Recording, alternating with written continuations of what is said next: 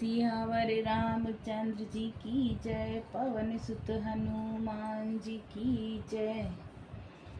श्री रामचरितमानस बाल कांड। मैं जाना तुम्हारा गुणशीला, कहूँ सुनऊँ अब रघुपति लीला। सुन मुनि आज समागम तोरे, कहीं न जाई जस सुख मन मोरे। मैंने तुम्हारा गुण और शील जान लिया, अब मैं श्री रघुनाथ जी की लीला कहता हूँ, सुनो। हे मुनि सुनो, आज तुम्हारे मिलने से मेरे मन में जो आनंद हुआ वह कहा नहीं जा सकता।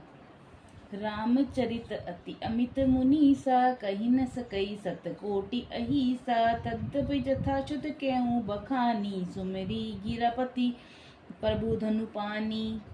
हे मुनीश्वर, रामचरित्र अत्यंत अपार है, 100 करोड़ शेष जी भी उसे नहीं कह सकते।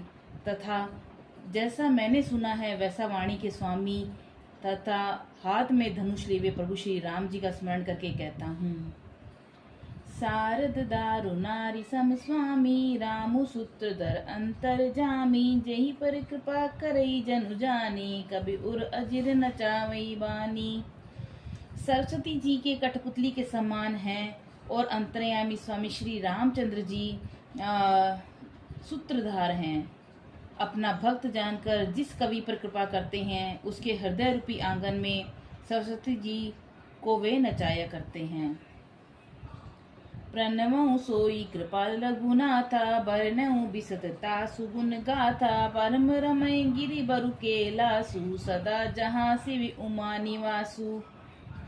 उन्हीं कृपालु श्री रघुनाथ जी को मैं प्रणाम करता हूँ और उन्हीं के निर्मल गुणों को कहता हूँ। कैलाश पर्वतों में श्रेष्ठ और बहुत रमणीय जहाँ शिव पार्वती जी सदा निवास करते हैं।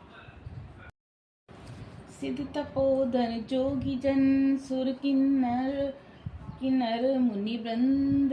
बसई तहाँ सुखती सकल, से वहीं शिव सुख कंद। सिद्ध तपस्वी योगी गण, देवता किन्नर और मुनियों के समूह उस पर्वत पर रहते हैं।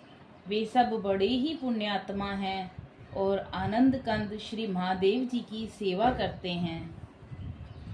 हरिहर विमुख धर्म रति नाही, ते नर तह सपने नहीं जाई। ते गिरि बर बट बिटप विशाला, नित नूतन सुंदर सब काला।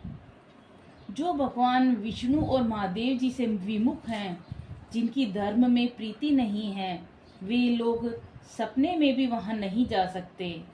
उस पर्वत पर एक विशाल बरगद का पेड़ है जो नित्य नवीन और सब काल 6 ऋतुओं में सुंदर रहता है।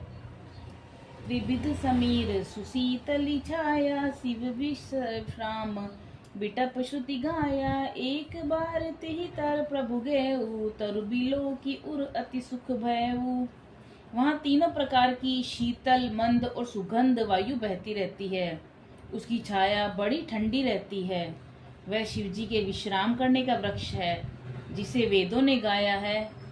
एक बार प्रभु शिवजी उस वृक्ष के नीचे गए और उसको देखकर हृदय में बहुत आनंद हुआ।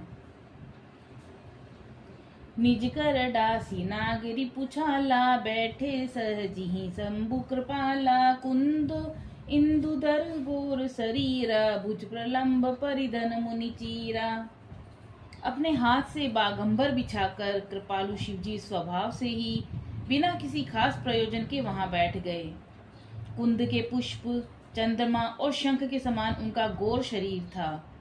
लंबी भुजा थी और उन वे मुनियों के से वत्कल वस्त्र धारण किए हुए थे। तरुण अरुण अंबुज समचरना, नख दुधि भगत हृदय तम हरना। भुजग भूति भूषण त्रिपुरारी, आननु सरद चंद छबिहारी। उनके चरण नए पूर्ण रूप से खिले हुए लाल कमल के समान थे। नखों की ज्योति भक्तों के हृदय का अंधकार हरने वाली थी। सांप और भस्म ही उनके भूषण थे और उन त्रिपुरासुर के शत्रु शिवजी का मुख पूर्णिमा के चंद्रमा की शोभा को भी हरने वाला यानी फीका करने वाला था। दोहा। जटा मुकुट सुर सरित सिर, लोचन नलिन विशाल। नीलकंठ लावण्य निधि, शोभ बाल विधु बिहाल। उनके सिर पर जटाओं का मुकुट और गंगा जी शोभायमान थी। कमल के समान बड़े बड़े नेत्र थे। उनका नीलकंठ था और सुंदरता के भंडार थे। उनके मस्तक पर द्वितीया का चंद्रमा शोभित था। बैठे सोहु काम रिपु कैसे, धर शरीर सातर सु जैसे, पार्वती बल अवसरु जानी, गई शंभु पई मातु भवानी।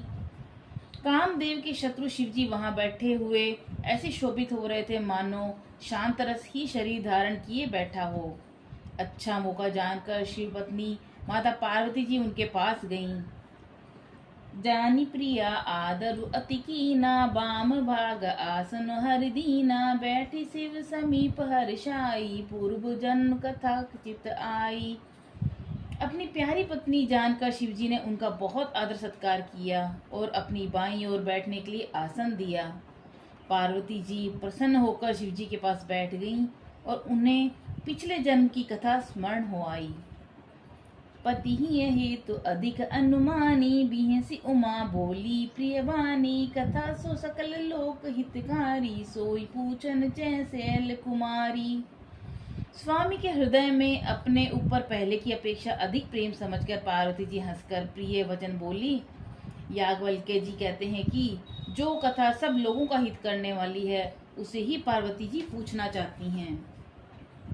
विश्वनाथ ममनाथ पुरारी, त्रिभुवन महिमा विदित तुम्हारी, चर अरु अचर नाग नर देवा, सकल करई पद पंकज सेवा। पार्वती जी ने कहा कि हे संसार के स्वामी, हे मेरे नाथ, हे त्रिपुरासुर का वध करने वाले, आपकी महिमा तीनों लोकों में विख्यात है। चर, अचर, नाग, मनुष्य और देवता सभी आपके चरण कमलों की सेवा करते हैं। दोहा। प्रभु समरथ सर्वग शिव, सकल कला गुण धाम, जोग ज्ञान बैरागी निधि, प्रणत कल्प तरु नाम।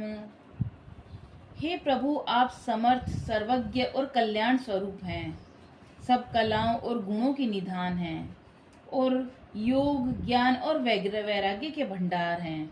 आपका नाम शरणागतों के लिए कल्प वृक्ष है। बोलो सियावर रामचंद्र जी की जय, पवन सुत हनुमान जी की जय।